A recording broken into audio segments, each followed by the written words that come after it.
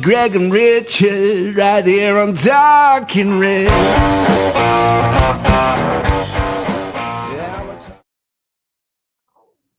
Hello. Unbelievable. Welcome to Talking Reds, a Nottingham Forest podcast hosted by myself, Greg Oram, along with my fellow Forest fanatic from across the Atlantic, Richard Sprague. Hold up. Good morning, USA. Wait a minute. I got a feeling that it's gonna be a wonderful day. Header! Morgan Gibbs White! Flashing header near post! The sun in the sky has a smile on his face, and he's shining a salute to the American race. You want the truthful answer? Oh boy, it's swell to say, good morning, USA.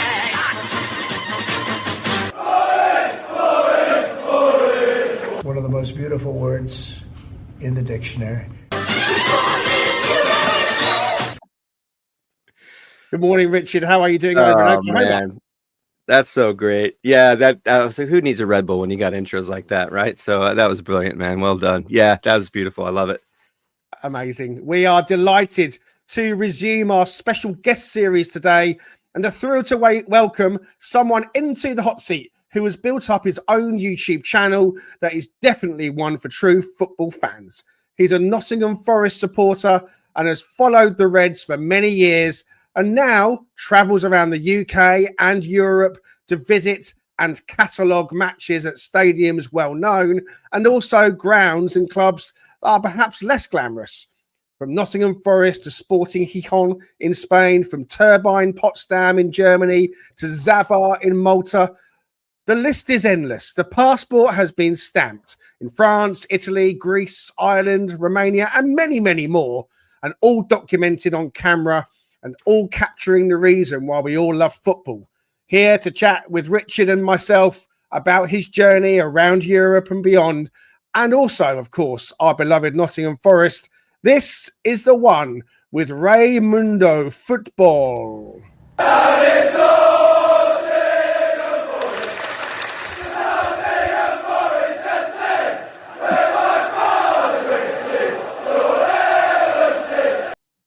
Ray, good morning to you. How are you doing, sir?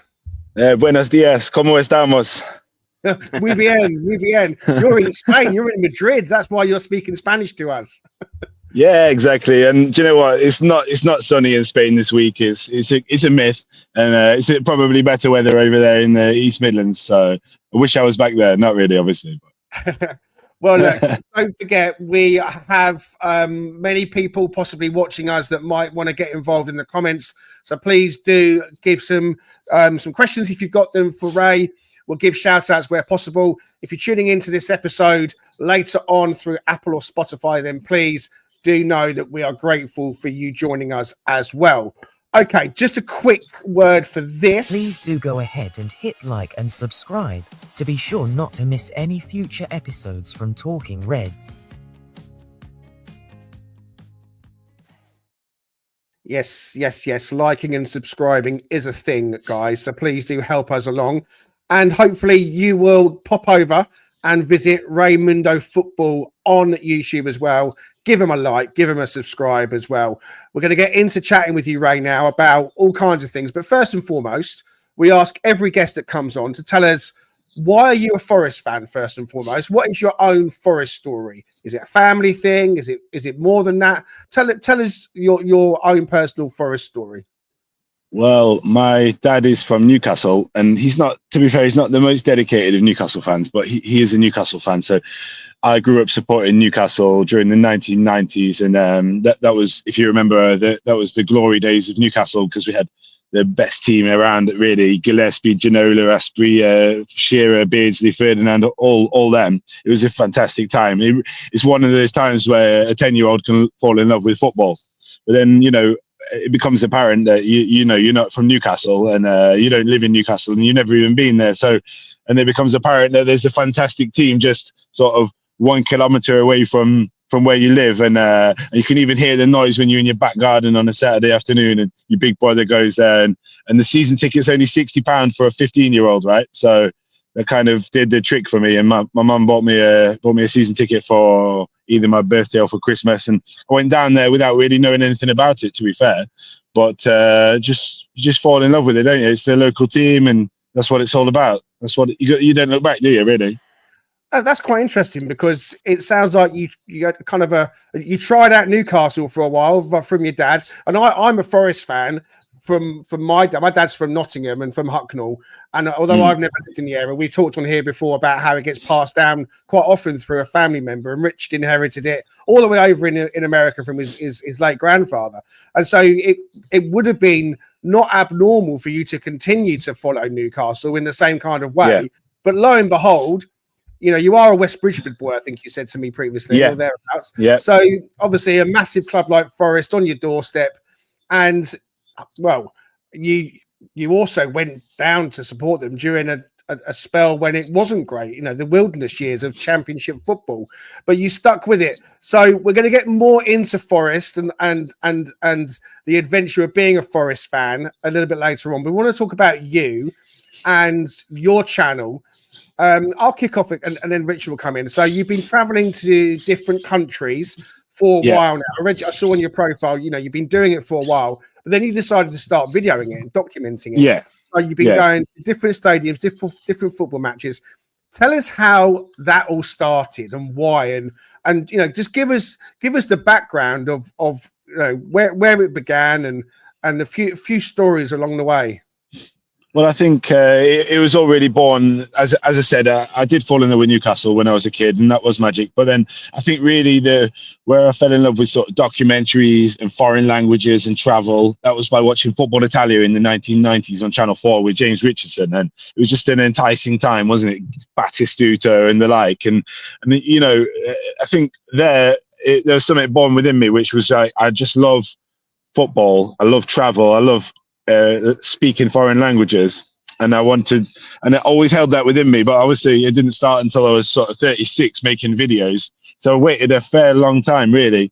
But in the end I was in Spain. I've been traveling around watching football anyway for years, and then I was in Spain and I just got my camera out and just took a few short snaps, and then when I got on the plane to go home, when I got on the train at Stansted Airport to go home, and I got on, you know, the app store, and I just looked at video editor, and I found one. The first one I found is the one that I still use because it's a pretty good little one, really. And I just edited it up. It was only 2 minutes long, that first one, and I just kept on going. And you know, you go past 10 videos, 20 videos, 50 videos, and it's not that hard, but it just does take some time. And but I just enjoy it. At the end of the day, I just enjoy it.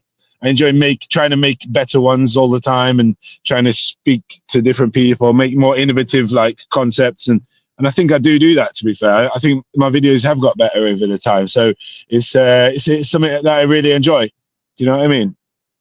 Absolutely, that's incredible, man. Yeah, I'm curious. Like, how far have you gone? Like, what's the furthest you've gone, or the most obscure sort of stadium or match you've gone to see? Was there like a kind of like a bucket list item, you know, where you're like, oh, I got to get this one first, or what have you? But yeah, I'm kind of curious how far have your travels taken you?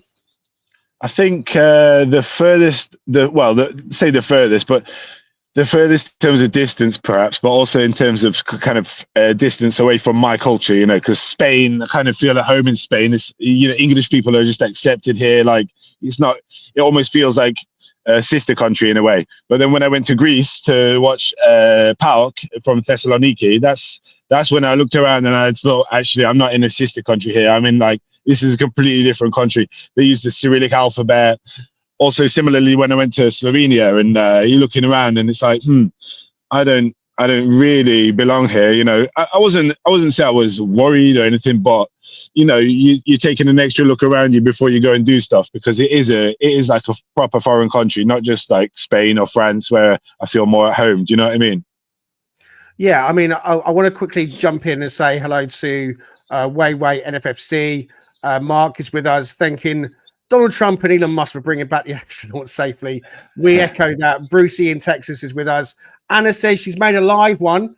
Dr. Anna, we love you dearly. You know that. She says, I've started following Ray recently. Good to hear his thoughts. So you've got to follow her there. And Anna and Gary, morning chap, she says he's with us as well.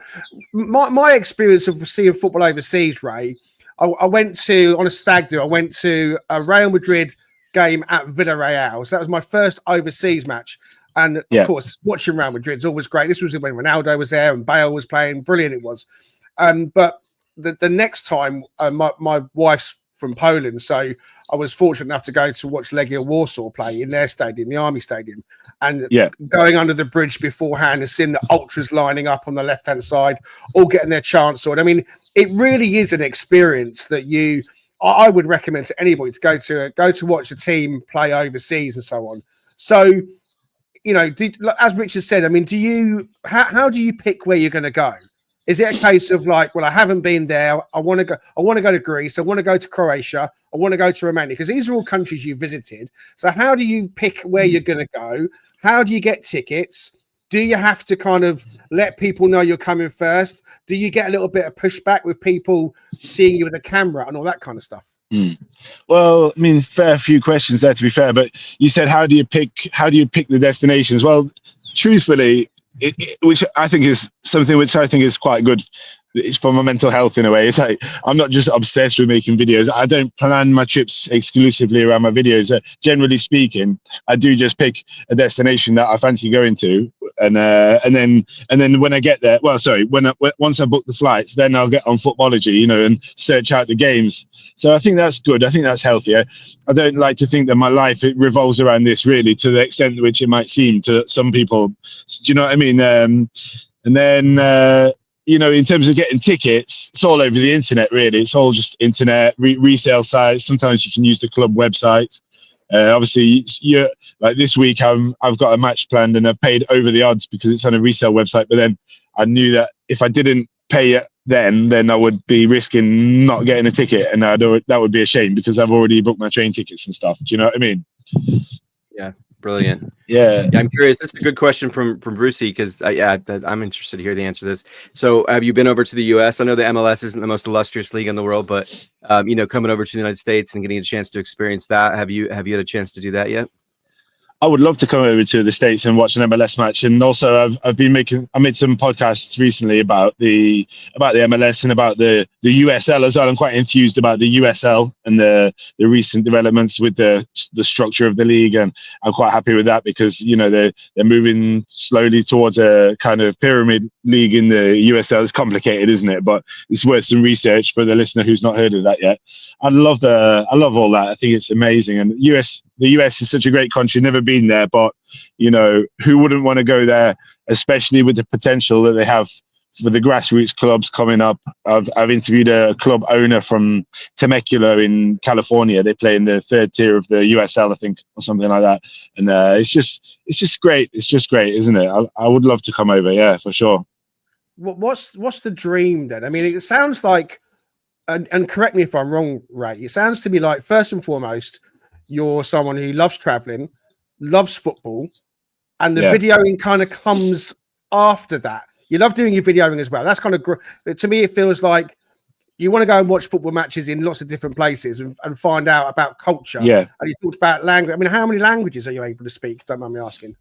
Well, I speak basically, I would say 7 languages, not all perfectly, obviously, but, you know, more than just being able to ask for a beer and all that. I can have proper conversations with people in 7 languages, really. So that's something which I've been doing all my life. Well, since I was, say, 14 years old, when I first started really trying in French class. That became my main topic, my main subject.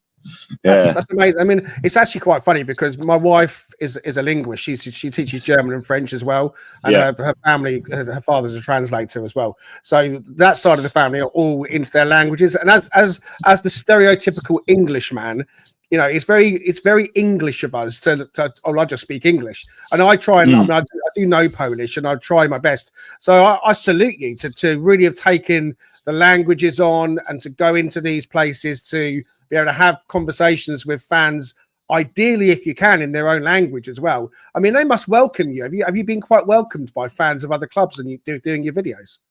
Yeah, definitely. I think there's some sort of kind of hunch system involved. You know, you have to sort of approach people who don't look like they're about to go and beat someone up. You know, you got to just look someone up and down before you approach them. I think that makes sense. But generally speaking, I think that I find good people to talk to, and they're pleased to see that I'm taking an interest in their club, and they're even more pleased when they see that I speak their language.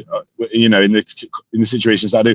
I should add though, because obviously I do go to some countries where I don't speak their language. Obviously, so like Malta, Greece, Slovenia, Croatia. So I do know exactly what it's like to be that English person as well. I've not completely lost that just because I do speak those 6 or 7. I do remember what it's like to not be able to speak a word, and it's it's a different experience for sure. Have you been to Poland at all, out of interest? Not yet. It's one country which I look at the Google Maps and I've not touched it yet.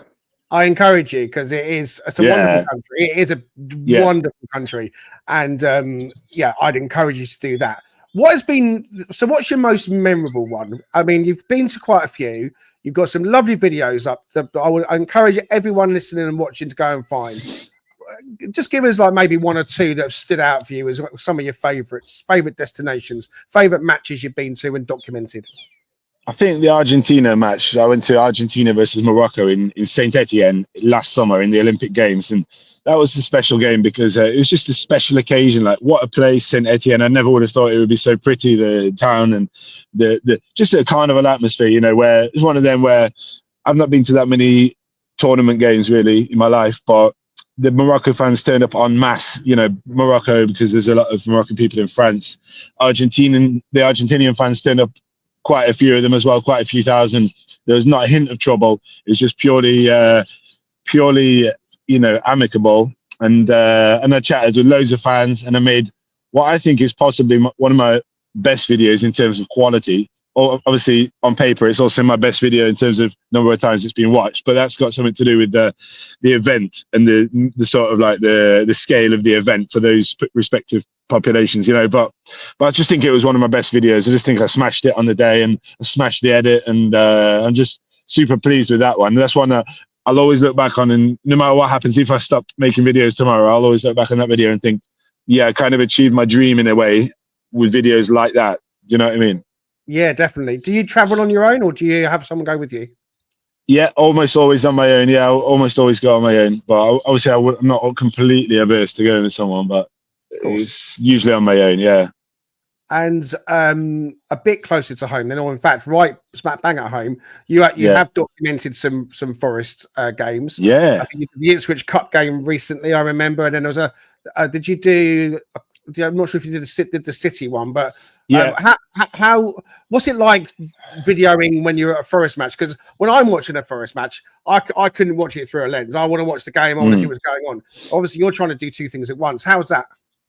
Well, the reality is, mate, that if you actually sort of look closely at my videos, I don't really show that much footage, and because I think there's a reason for that. As I say, I even said it in the Man City video. I said in the final video that went out, I said, I've not been filming much because I've been too busy singing my heart out, and that's the truth. And because a lot of these YouTubers, they're sort of constantly filming, constantly reacting, and for me that would be too much. I like to actually watch the game, be there, obviously get some snippets of footage just to give a flavor. Really, I'm not trying to give a kick by kick account of the game. That's one thing that I'm not trying to do. Do you know what I mean? So generally, I would say I'm probably filming for about, say, 8 minutes per half. Maybe that's about it, really. Yeah. And I did notice that as well. It's more like a flavor that you're trying to create, which is nice. Yeah. And I wondered about, do you have to be careful? I know the Premier League can be quite hot on people recording Premier League games and then putting it onto YouTube for copyright purposes. Has they ever come across your battle at all? No, not at all. Not at all. Yeah. I think it's just only when you post live stuff on Twitter, or if you say, for example, I managed to get a goal on a penalty goal and put it straight on Twitter. I think, I've had that taken down before. But as long as it's just snippets and it's maybe the next day, I don't think they're bothered. So I'm curious. So you because you go to different locales and there's different languages. Obviously, I'm sure plenty of people that speak English that you're probably coming in contact with, because there is just throughout Europe, I'm sure. But have you actually mastered any other lanlanguages? Like, are there ones that you speak pretty fluently at this point?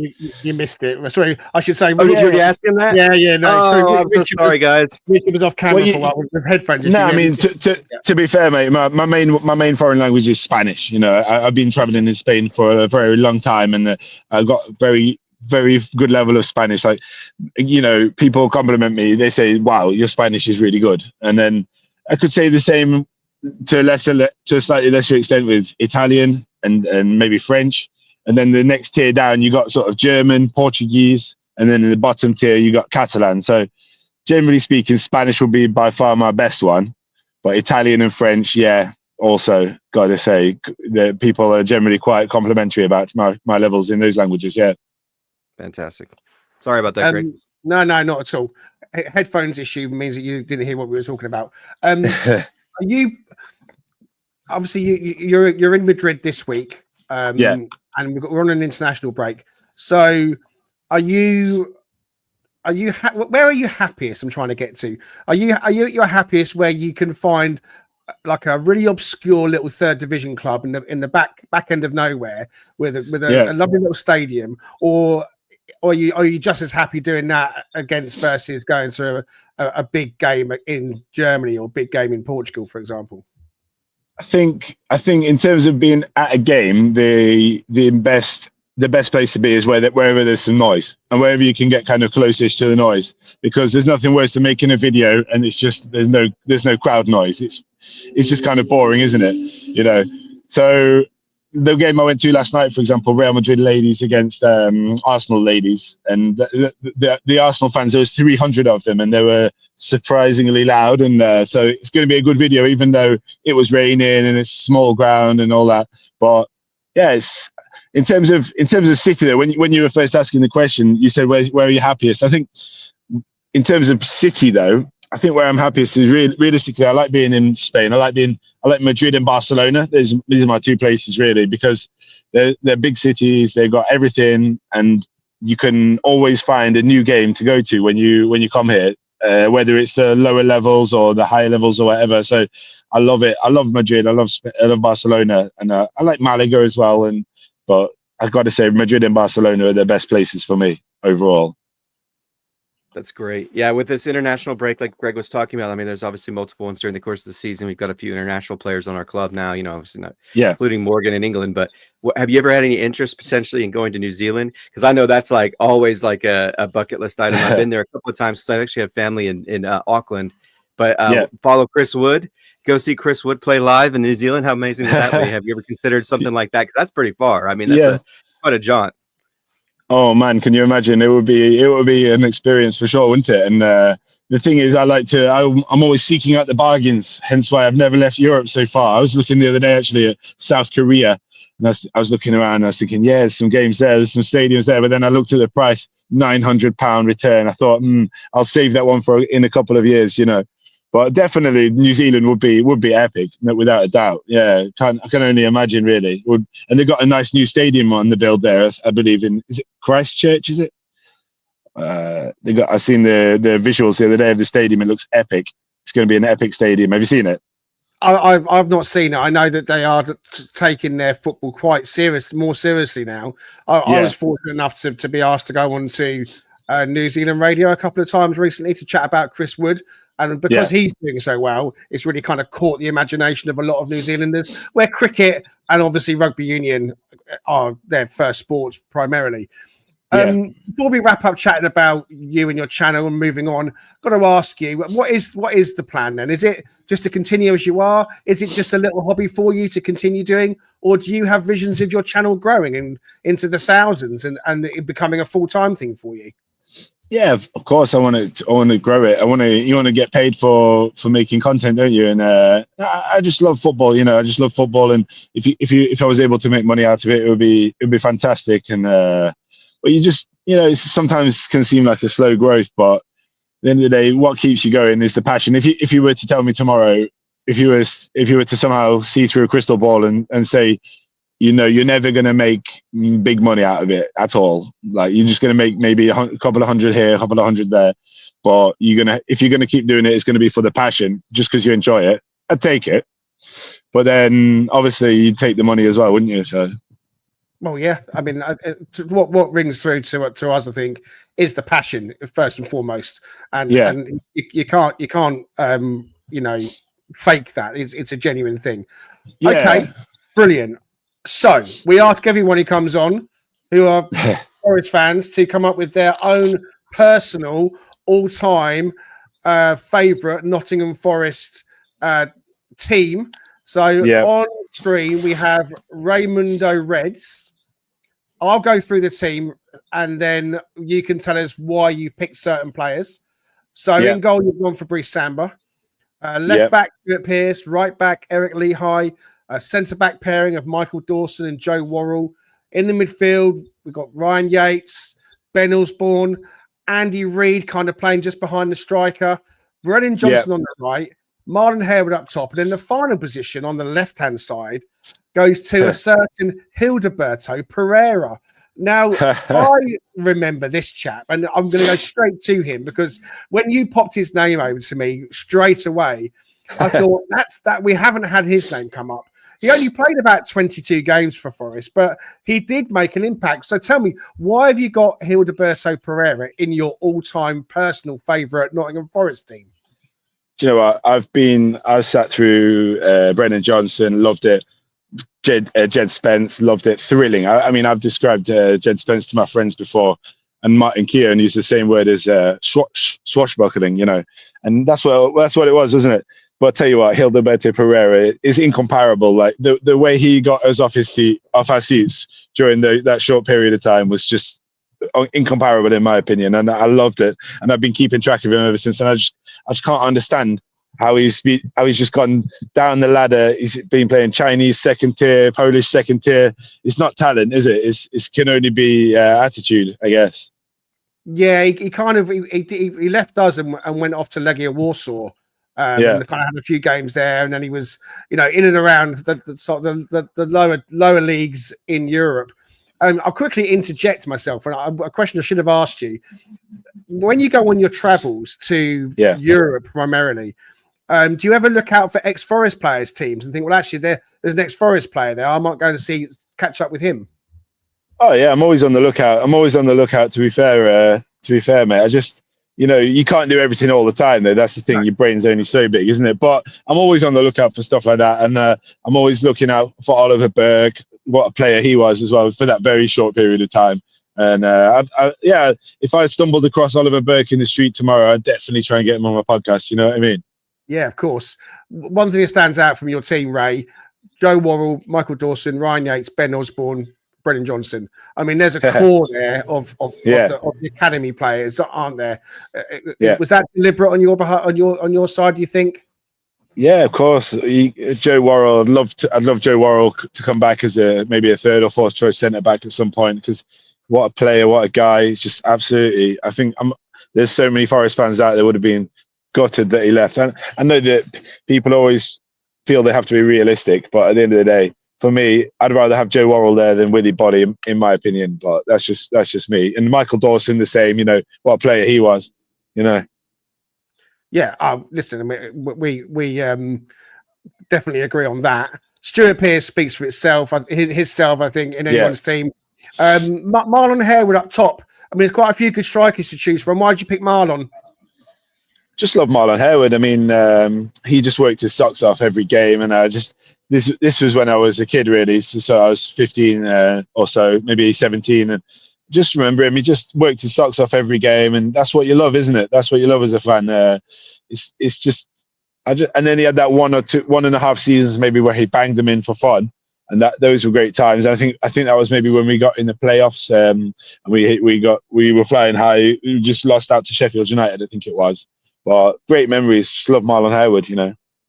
Fantastic. Well, it's a great team.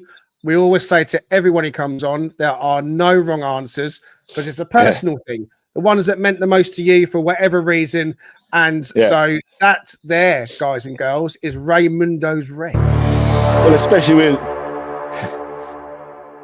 Go on. Go ahead. Especially with Eugene Bopp on the sideline. I mean, can you imagine that warming up? Sensational, isn't it? David Vaughan as well, maybe, perhaps. Yeah, I tell you what, you're picking out some players there that we haven't heard others pick out, and we absolutely love that. Okay, we're at the halfway mark. Time for a very, very quick break. The Cheese Trader, based on Grape Lane in York, is a cheese lover's paradise. Home to some wonderful specialty cheeses, relishes and chutneys, and also with a fantastic street food menu. Try their loaded fries or posh cheese on toast. It'll be the best you've ever had. Owned by Forest fan Stu Freestone, the cheese trader proudly sponsors Talking Reds. Quote Talking Reds every time to get 10% off your order. The Cheese Trader and Talking Reds, the perfect cheesy mix. The Cheese Trader in York, available to you all for 10% discount. Remember that. Please do hit like and subscribe, and give us some support also for Raymundo. If you can go over to his channel and hit like and subscribe there and check out his videos, that would be fantastic. But I think it's now time for this. The lightning round. Yeah, so Ray, we love friends on the show. So hopefully you don't mind a little friends. Oh, to friends. Excellent. I love it. Good company. Yeah. So we just kind of quick fire, questions here. So what was your first Forest match live? First Forest match live, I'm going to say Des Walker's testimonial. Oh, really? Interesting. Yeah, wow, I think so. Yeah. That's fantastic. What about your favorite Forest player of all time? Gonna have to go with Ryan Yates. Great. Wow, that's awesome. I don't think we've ever got that answer. That's fantastic. No, but what about your? Yeah, absolutely. What player in Forest history would you like to see on the current squad? I think you'd have to look at Stuart Pearce, really, wouldn't you? Realistically. Oh yeah, fills a need right in that left back spot. Although Nico's been brilliant, but yeah, I mean, he's just such a polarizing guy. Brings a lot of energy, a lot of joy. Yeah, for sure. What about your favorite away or third kit? Oh, definitely, no doubt about it, mate. The neon yellow one from the promotion season, absolutely insane. Insanity. Yellow and orange. Yeah, you couldn't miss them. No, it's true, and they never lose in that kit either, which is great. What is your favorite Forest moment or memory? Oh, I think that the playoff final was pretty sensational. Yeah, definitely playoff final. Yeah. Fantastic. If you weren't a Forest fan, what club would you support? I think we've already answered that question, right? Well, yeah, you would have to say Newcastle, but then again, I would have to say perhaps Notts County, because if Forest had never existed, then maybe Notts County, could have probably Notts County. Yeah, you're a home boy, aren't you? That's what I'm getting. Right. Yeah, yeah. Home. Love that. Yeah. So apart from Cloughy or Cooper, who was your favorite Forest manager? Paul Hart. Fantastic. I think he was just on Forest Focus, right? Yeah, excellent. All right. If Forest could sign one player from a non-top 6 side, who would it be? So we're talking like Fulham, Bournemouth, Villa, traditional non-top 6. Yeah. I think I'd probably have to look at Adama Traore from Fulham. What an absolute beast! You can play him out. You can play him anywhere. And he's just a monster, isn't he? Yeah, he's just such a nightmare for us. Yeah. He definitely had one of his better games against us, definitely. Yeah, you thought he was past it, and then who was it? He kind of tore Nico Williams apart, didn't he? Really, which is not something that most players can do. Yeah, you're right. Definitely true. Great call out. All right, based on what they do on the pitch right now, who is more valuable to Forest, Morgan Gibbs-White or Murillo? I'm going to go probably. I think. Gibbs-White. Yeah, I'll go with Gibbs-White, because Murillo's sensational, but I think that Milenkovic is a player who could school a lot of central defenders to be excellent alongside him, whereas Gibbs-White kind of acts on his own in the middle there, and he just picks the ball up, doesn't he? And he just drives with it. He's like a man possessed. I admire what he does. It's very rare to see what he does in anywhere in the world at any time. I think that's the best breakdown we've ever heard, Greg. That was fantastic. Yeah, he's my favorite player. Since Stuart Pearce, he's been my favorite player on Forest. Last question.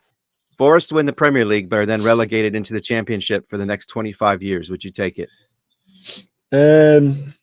Nah. Don't want to suffer that trauma again. No, I wouldn't take it. No deal. Okay.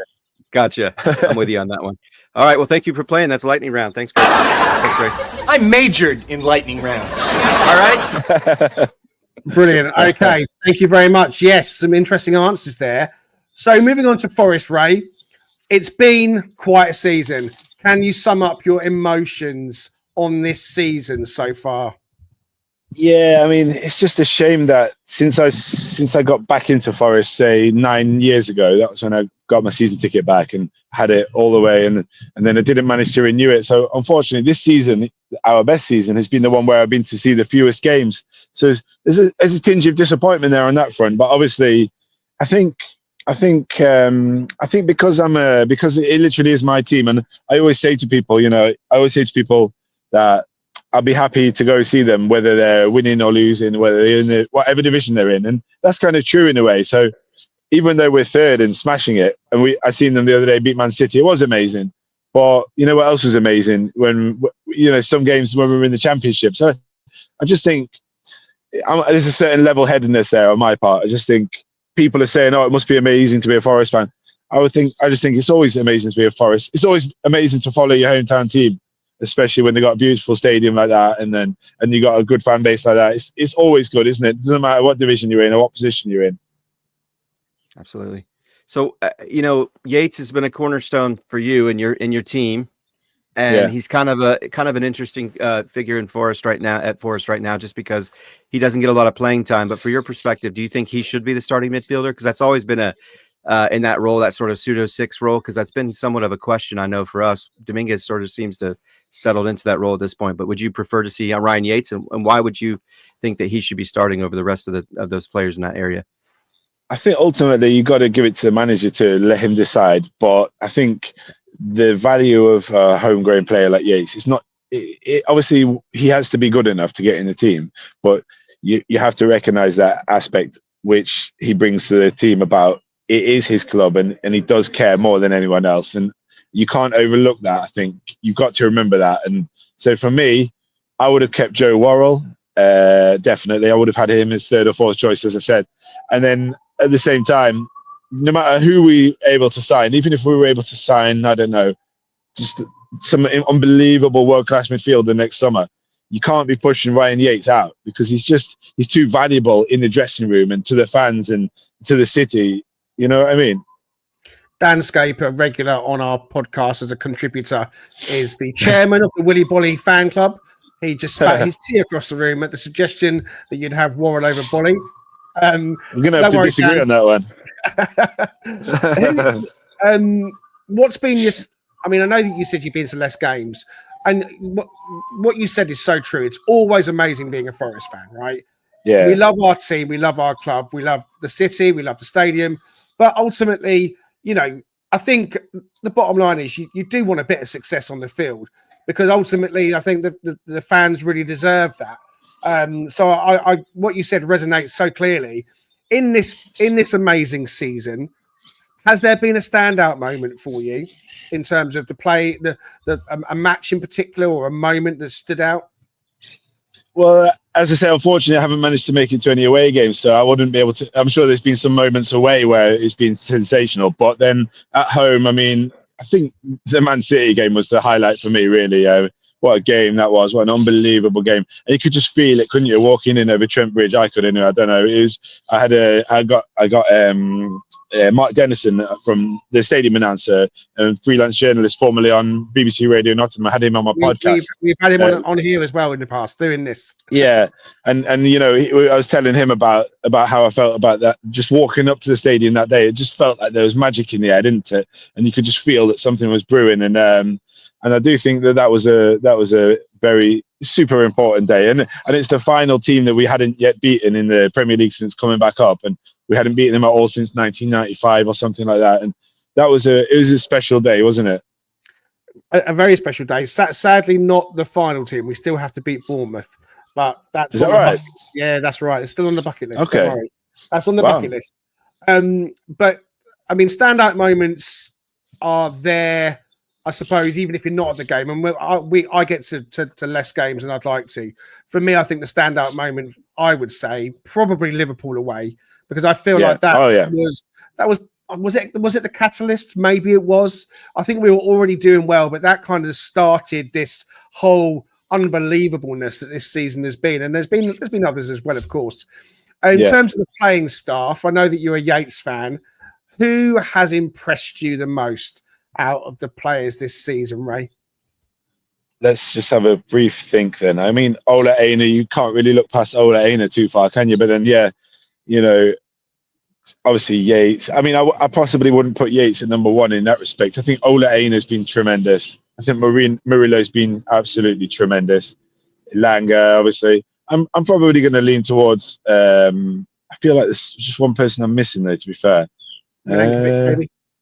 maybe, but yeah, Nico Williams has been great. I'm gonna lean towards Ola Aina on this one. I think he's just you know, you can watch all these videos that they post on YouTube, Forest, and the match day passes and that, and you see him as a bit of a joker larking around, and it's fine. It's not my style really, but it's good. I like it because it's lighthearted and obviously helping the team out in terms of being a nice place to play football. But then you see him on the pitch and he's just so solid, isn't he? He's so professional. He's such an athlete. Literally, he could slot in at any team in the world right now, essentially, couldn't he? I mean, you're telling me he's not good enough to play for Real Madrid? I don't think so. I don't think that. I think he is. Yeah. You know.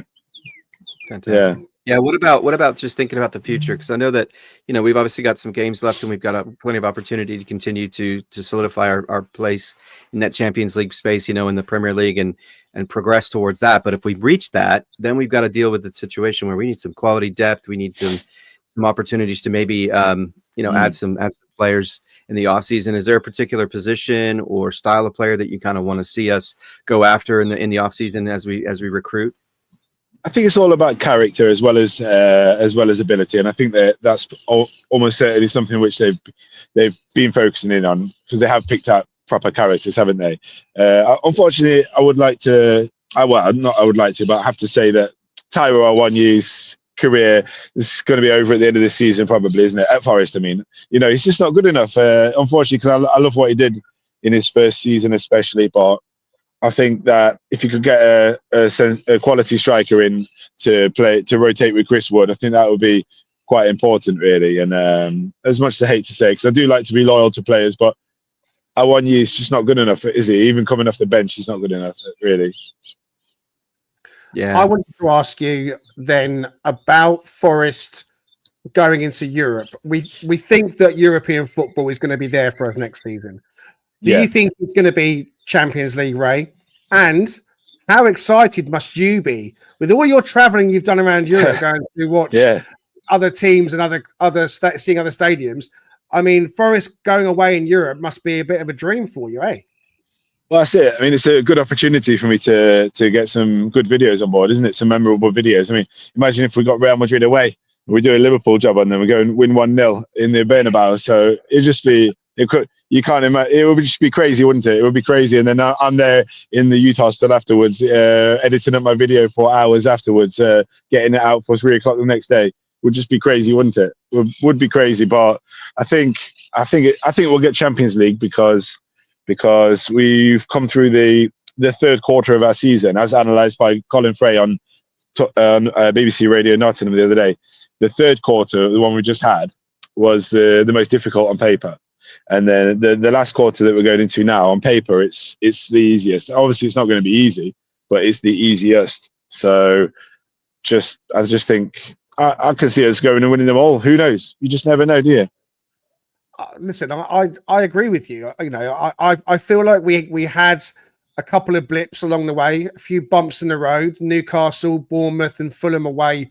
Well, all of those. But since Arsenal at home and keeping a clean sheet against them and a clean sheet against City, you know, winning it at Ipswich, I was a bit disappointed with conceding the goals we did. But it feels like we're back to our best. It feels like the roller coaster is at the high point again at the moment. And so with 9 games to go, I think it is now. I think I'm with you, Ray. I think Champions League football is there for the taking. We said at the start of the season, any European football would just be unbelievable. And for it to possibly be the Champions League that is the likely destination is simply astonishing. We are nearly out of time. But before we do, I'm going to give you my little segment at the end, Ray. So we're going to play this one. Name that grandmother. This is my crazy little section called Name That Grandmother. These questions are coming at you thick and fast. Here we go. Marmite, love it or hate it? Love it. How am I cooking your steak? Medium. What's your favourite cheese? Cheddar. What's the best sandwich? Prawn cocktail. And in the spirit of the segment it's named after, what are your grandmother's names? Gertrude, and I should know the other one, but I never met her, unfortunately, so it's not springing to my mind, to be fair. That's fine. Gertrude is a wonderful grandmother's name. The grandmother's names that we have come up are absolutely fabulous grandmother names. Well, that brings us to the end of this episode. Ray, it's been an absolute pleasure to chat with you about your channel, your journeys, about Forest and so on. Tell us what you're up to. Tell everyone listening where they can find you and what's coming up on your channel.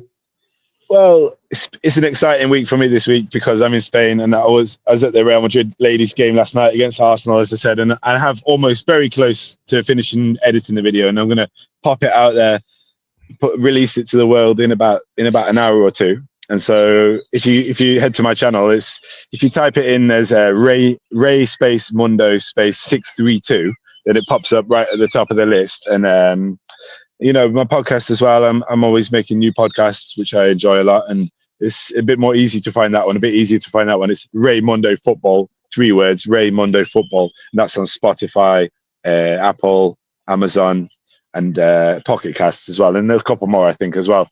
But now, yeah, I think this week's a good one for me. I'm making that Real Madrid one.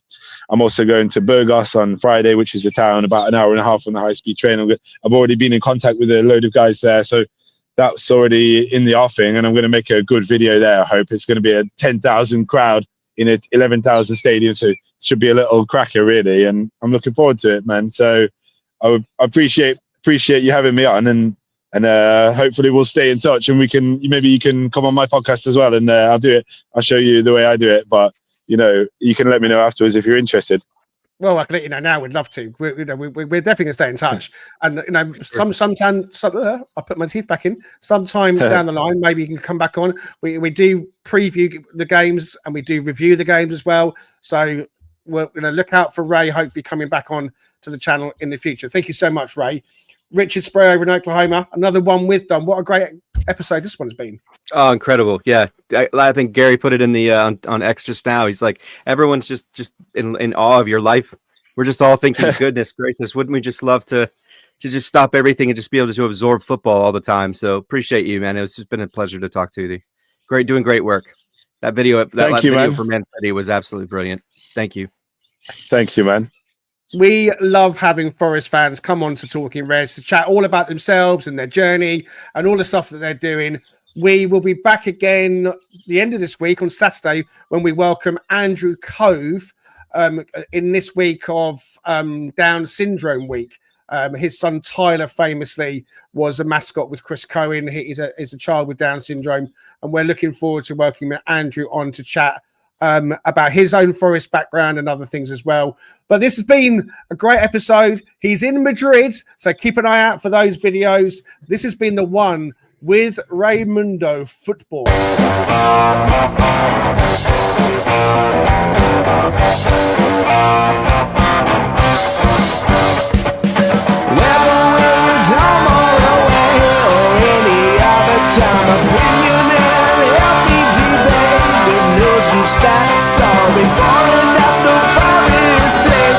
Join Greg and Rich.